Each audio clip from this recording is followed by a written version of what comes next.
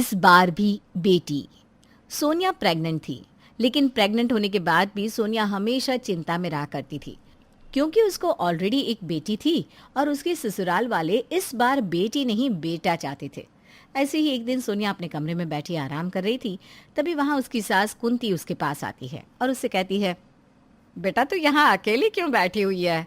किसी बात की चिंता ले रही है क्या तू? नहीं माँ जी, ऐसी कोई बात नहीं है। मैं तो बस ऐसे ही बैठी हुई थी, सारा काम खत्म हो गया ना, तो मैंने सोचा क्यों ना अपने कमरे में जाकर आराम कर लूं। अरे आराम तो तू कभी भी कर सकती है। फिलहाल तो तू हम लोगों के साथ बाहर बैठ। सबके साथ बैठेगी ना तो तेरा मन भी लगा रहेगा। सोनिया और कुंती आपस में बात कर रहे थे। तभी सोनिया की बेटी रिया उसके पास आती है। मम्मी, मुझे बहुत जोर से भूख लगी है, कुछ खाने को दे दो ना। हाँ रिया, तुम चलो, मैं अभी तुम्हारे लिए कुछ खाने को लेकर आती हूँ। हाँ, तू इसे खाने के लिए नहीं देगी, मैं देती हूँ। तुझे अभी आराम की ज़रूरत है। मैं तो तुझे बस इसलिए अपने साथ ले जा रही हूँ ताकि तू अकेली ना बैठ, क्योंकि अकेले बैठे रहने से चिंता होती है और मैं नहीं चाहती कि तू चिंता लेकर मेरे पोते को कमज़ोर कर दे। हाँ मम्मी जी, आप बिल्कुल सही कह रही हैं। वैसे आज ना मुझे हॉस्पिटल जाना है चेकअप के लिए, तो क्यों ना आप भी मेरे साथ शाम को हॉस्पिटल चलें। सोनिया की बात सुनकर कुंती उसके साथ हॉस्पिटल चलने के लिए तैयार हो जाती है और शाम को जब कुंती सोनिया को लेकर हॉस्पिटल जाती है तो डॉक्टर उसका चेकअप करती हैं। जच्चा बच्चा तो ठीक है, लेकिन लगता है सोनिया जी टेंशन बहुत लेती हैं। क्यों सोनिया जी, सही कह रही हूँ ना? नहीं डॉक्टर साहब, ऐसी तो कोई बात नहीं है, वो बस। कोई बात नहीं। वैसे आप ज़्यादा टेंशन मत लेना, क्योंकि टेंशन लेने से बच्चा कमज़ोर हो सकता है। फ़िलहाल सब कुछ ठीक है। हाँ, अपने ऊपर थोड़ा और ध्यान देना। डॉक्टर और सोनिया आपस में ये बात कर रही थी। तभी बीच में बात करते हुए कुंती अपनी बात रखती है। डॉक्टर, मैं क्या पूछ रही थी कि क्या आप मुझे ये बता सकती है कि मेरे बहू के पेट में लड़की है या लड़का? ये कैसी बात कर रही हैं आंटी जी आप? क्या आपको पता नहीं, लिंग जानना और ये बताना कानूनन अपराध है। अगर आपने मुझसे दोबारा ये बात पूछी तो मैं आपके खिलाफ एफआईआर भी कर सकती हूँ। डॉक्टर प्लीज़ शांत हो जाइए, मेरी सास ने ऐसे ही मजाक में पूछ लिया, आप इतना हाइपर मत होइए प्लीज़। और वैसे भी ना, मेरे घर में बेटा और बेटे में कोई भेदभाव नहीं होता। हाँ हाँ, मेरी बहू बिल्कुल सही कह रही है। मैंने तो बस आपसे मजाक किया था। हाँ, आप तो गुस्सा ही हो गई। अगर ये मजाक है तो अच्छी बात है, लेकिन आगे से ऐसी बात मत करना। डॉक्टर की बात सुनकर कुंती चुप हो जाती है और अपनी बहू के साथ घर आ जाती है। माँ जी क्या हुआ? जब से आप डॉक्टर के पास से आई हैं मैं देख रही हूँ आप काफ़ी चुपचाप हैं। अरे क्या हो गया, लड़की है या लड़का? खून तो हमारे खानदान का है ना। देख बहू, तुझे पहले से ही एक बेटी हो रखी है। मैं नहीं चाहती कि तुझे दूसरी भी बेटी हो। मुझे इस बार पोता चाहिए, बस बात खत्म। कुंती अपनी बात बोलकर वहां से चली तो जाती है, लेकिन सोनिया के दिमाग में उसकी बात घर कर जाती है और बेचारी टेंशन में रहने लगती है। ना सिर्फ सोनिया बल्कि अब कुंती को भी चिंता होने लगी थी कि उसकी बहू को आखिर बेटा होगा या बेटी। शाम को जब सोनिया के ससुर और उसका पति अविनाश घर आते हैं तो कुंती उन लोगों के पास बैठकर आज हुई सारी बात बता देती है। हाँ तो माँ, आप किसी भी डॉक्टर से लिंग के बारे में बात करेंगी तो वो तो गुस्सा ही करेंगे, क्योंकि बच्चा होने से पहले अगर हम लिंग जांच की बात करते हैं तो हम पर केस भी बन सकता है। ये कानूनन अपराध है। अरे लेकिन बेटा, मुझे इस बार पोती नहीं बल्कि पोता चाहिए। मैं इस बार भी तेरी बेटी बर्दाश्त नहीं कर पाऊंगी। हाँ, अरे जब तक हमारे घर में एक लड़का नहीं होगा तब तक हमारा वंश आगे कैसे बढ़ेगा? आखिर हमें अपना खानदान भी तो बढ़ाना है। माँ, बेटी तो मैं भी नहीं चाहता। मैं भी चाहता हूँ कि मुझे बेटा हो, पर जो भी होगा वो भगवान की देन है, इसमें हम कुछ नहीं कर सकते। अरे अब इन सब बातों को छोड़ो और खाना खाओ, क्योंकि अब हमारी बहू के पेट में लड़का है या लड़की ये तो हमारे उल्टा बाबा ही बताएंगे, क्योंकि उनकी भविष्यवाणी कभी गलत नहीं जाती। मैं सोच रहा हूँ अगले दिन उल्टा बाबा को अपने घर ले आऊँ। हाँ जी, आप सही कह रहे हैं। अब उल्टा बाबा ही है जो हमारी इस दुविधा का समाधान निकाल सकते हैं। इस तरह सब आपस में बात करने के बाद खाना खाते हैं और सो जाते हैं। अगले दिन मोहित उल्टा बाबा को अपने घर ले आता है। उल्टा बाबा को देखकर कुंती उल्टा बाबा की पैर छूती है और उन्हें प्रणाम करती है। प्रणाम बाबा, आइए आइए, हम सब आपका ही इंतजार कर रहे थे। तथास्तु बच्चों, बताओ कौन सी दुविधा आन पड़ी है तुम सबके ऊपर, जो तुमने हमें अपने घर बुलाया? क्या बताऊं उल्टा बाबा, मेरे ऊपर तो दुविधा ही दुविधा है। मेरी बहू को पहले ही एक बेटी हुई है, लेकिन अब मैं दोबारा अपनी बहू को बेटी नहीं चाहती। मैं चाहती हूँ मेरे घर में लड़का पैदा हो ताकि मेरा वंश आगे बढ़े। बच्चा ये तो ऊपर वाले की देन है, वो तुम्हें जो देंगे अच्छा ही देंगे। वो तो हम जानते हैं बाबा कि ऊपर वाला हमें जो देगा वो अच्छा ही देगा, लेकिन हम आपसे जानना चाहते हैं कि क्या हमारी बहू को बेटा होगा? अवश्य बच्चा, आपकी बहू को बेटा पैदा होगा, लेकिन उसके लिए आप लोगों को कुछ उपाय करने होंगे। यदि वो उपाय आप कर लेते हैं तो आपके घर में बेटा अवश्य पैदा होगा, लेकिन हाँ, उन उपाय को पूरी सावधानी के साथ करना। हाँ हाँ बाबा, क्यों नहीं, हम सारे उपाय पूरी सावधानी के साथ करेंगे। वैसे भी हमें पोते की शक्ल देखनी है, और अब लड़के के लिए हमें चाहे कुछ भी करना पड़े वो हम सब करेंगे। क्यों अविनाश, सही बोल रहा हूँ ना मैं? हाँ पापा, आप बिल्कुल सही कह रहे हैं। बाबा बताइए हमें कौन से उपाय अपनाने होंगे? आप जैसा कहेंगे हम सभी वैसा ही करेंगे।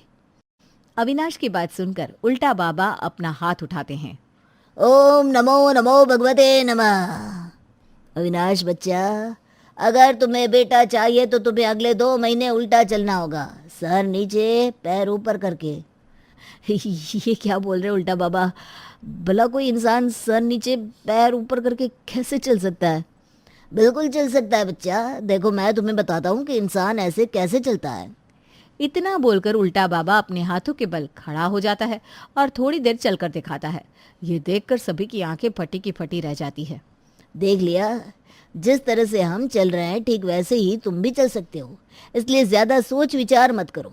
यदि तुम्हें बेटा चाहिए तो तुम्हें ये उपाय अवश्य करना होगा। उल्टा बाबा की बात सुनकर अविनाश उल्टा चलने की कोशिश करने लगता है, लेकिन वो नहीं चल पाता, तुरंत नीचे गिर जाता है। उल्टा बाबा, मैं तो हाथ के बल खड़ा होते ही नीचे गिर गया, अब मैं उल्टा चलूंगा कैसे? वो तो तुम्हें खुद मैनेज करना पड़ेगा बेटा, मेरा काम था तुम्हें बताना। मोहित जी, ये उपाय न सिर्फ आपके बेटे बल्कि आपको और कुंती बहन को भी करना पड़ेगा, और इस घर में कोई उपाय नहीं करेगा तो वो सिर्फ बहू होगी, क्योंकि बहू खुद पेट से है, इसलिए बहू को पूरी तरह आराम मिलना चाहिए। हमारी बहू आराम करेगी? अरे बाबा जी, आपको पता नहीं, पेट में बच्चा होता है ना तो उसे काम करते रहना चाहिए ताकि बच्चा सही से हो। बहू से काम करवाना चाहिए, लेकिन इतना भी नहीं कि बच्चा बच्चा ही ना रहे हैं। इसलिए आप अपना मुंह बंद रखो और हम जो बता रहे हैं वो चुपचाप सुनो। उल्टा बाबा, आपने मेरे बेटे को तो उपाय बता दिया, लेकिन अब मैं क्या करूं जिससे मेरे घर में बेटा पैदा हो जाए? हाँ बच्चा, तुम्हारे लिए भी एक उपाय है। तुम उसे करोगे तो तुम्हारे घर में लड़का अवश्य पैदा होगा। तुम्हें अगले 2 महीने तक। क्या अगले 2 महीने तक अविनाश के पापा को भी उल्टा चलना पड़ेगा? हे भगवान, इनकी उम्र नहीं है उल्टा चलने की बाबा। अगर ये उल्टा चले ना तो सीधा भगवान के पास पहुंच जाएंगे। कुंती बहना, तुम चिंता मत करो, हम मोहित को उल्टा चलने के लिए नहीं कहेंगे। मोहित, अगले 2 महीने तक तुम्हें मीठे पानी से नहाना होगा। मीठा पानी गए तो पानी में चीनी घोल कर नहाना होगा। यदि तुम अगले 2 महीने तक इस उपाय को कर लोगे तो तुम्हारे घर में लड़का आने के चांसेस 80% बढ़ जाएंगे। लेकिन बाबा, वो चीनी वाला पानी से नहाऊंगा तो मेरा शरीर तो चिपचिपा हो जाएगा, और इस तरह तो मुझे चींटियाँ भी लग सकती है। इसका तोड़ भी है हमारे पास बच्चा।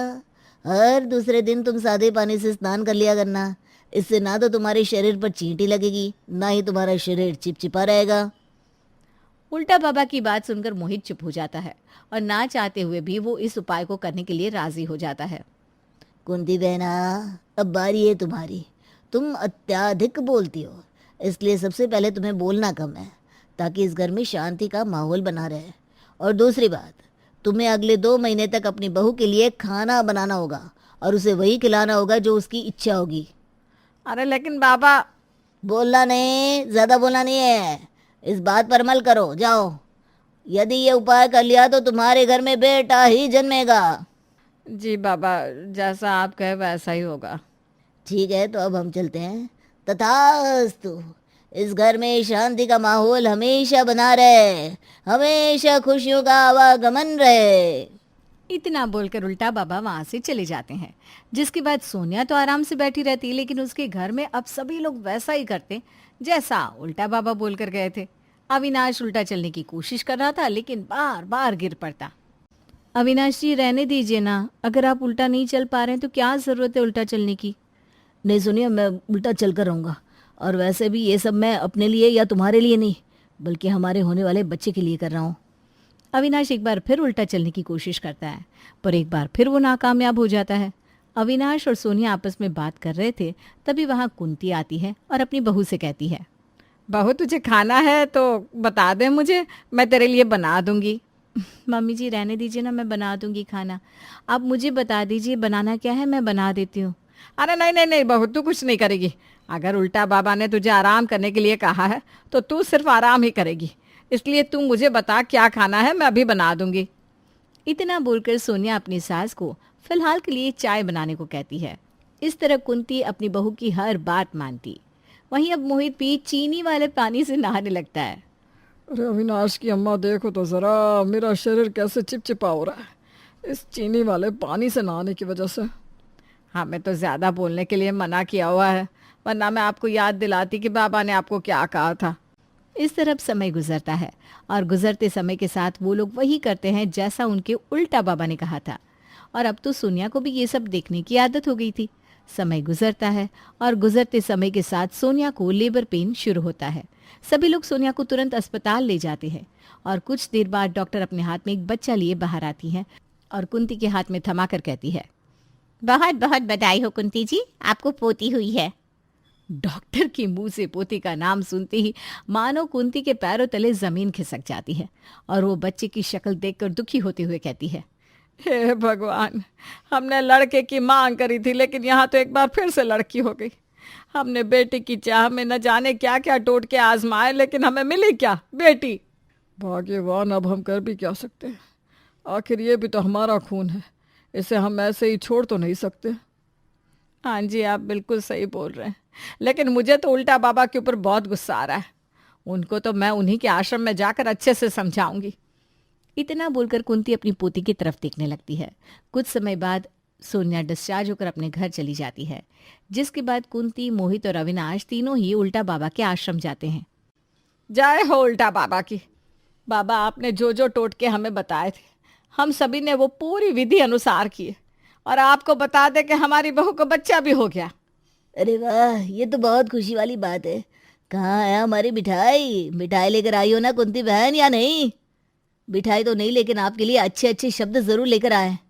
अरे जैसा आपने हम लोगों को कहा था हमने वैसा सब कुछ किया, लेकिन हमारे घर में बेटा नहीं बेटी पैदा हुई है। आपने तो कहा था कि आपके किए गए उपायों को अगर हमने सही तरह से कर लिया तो इस बार मुझे बेटा होगा, लेकिन मुझे बेटे की तो शक्ल दिखी नहीं, ऊपर से बेटी दिख गई। बच्चे तो भगवान की देन है बच्चा। मैंने तुम्हें ये कहा था कि तुम्हें बेटा प्राप्त होगा, लेकिन वो इस बार होगा ऐसा तो नहीं कहा था। हमारे शब्द हमेशा सटीक रहते हैं, लेकिन वो कब पूरे हो ये हम भी नहीं जानते, इसीलिए तुम हम पर इल्ज़ाम नहीं लगा सकती बच्चा। खैर कोई बात नहीं, यदि तुम हमारे लिए मिठाई लेकर नहीं आए तो हम ही तुम्हें बेटी होने की खुशी में मिठाई खिला देते हैं। तुम यहाँ बैठो, हम तुम्हारे लिए मिठाई मंगवाते हैं। नहीं बाबा, हमें आपके यहाँ की मिठाई नहीं खानी, आप अपनी मिठाई अपने पास ही रखिए, हम घर जाकर आपके लिए मिठाई भिजवा देंगे। लेकिन हाँ, अब हमें आपके ऊपर विश्वास नहीं रहा। देखो बच्चा, हम फिर से कह रहे हैं, हमारे शब्द बिल्कुल सटीक रहते हैं। यदि तुम्हें बेटा चाहिए तो तुम एक बार और ट्राई कर सकते हो, क्या पता अगली बार तुम्हें बेटा हो जाए। बाबा की ऐसी बात सुनने के बाद कुंती अपने दोनों हाथ जोड़ लेती है और बाबा को जवाब देती है, अरे उल्टा बाबा, हमें अब बेटे की इच्छा नहीं है, हमारी बेटी ही हमारी लक्ष्मी है, नहीं चाहिए हमें बेटा। अब हमें भगवान ने जो दिया है हम उसी में खुश हैं। आप अपने उपाय और अपने टोटके अपने पास ही रखिए, हमें बख्श दीजिए। इतना बोलकर वो तीनों अपने घर चले जाते हैं और अपने घर में आई बेटी का स्वागत करते हैं। इस तरह अब उन्हें ये समझ में आ जाता है कि बेटी हो या बेटा, दोनों ही बराबर हैं। साथ ही उन्हें ये भी समझ में आ जाता है कि किसी भी बाबा पर अंधविश्वास नहीं करना चाहिए।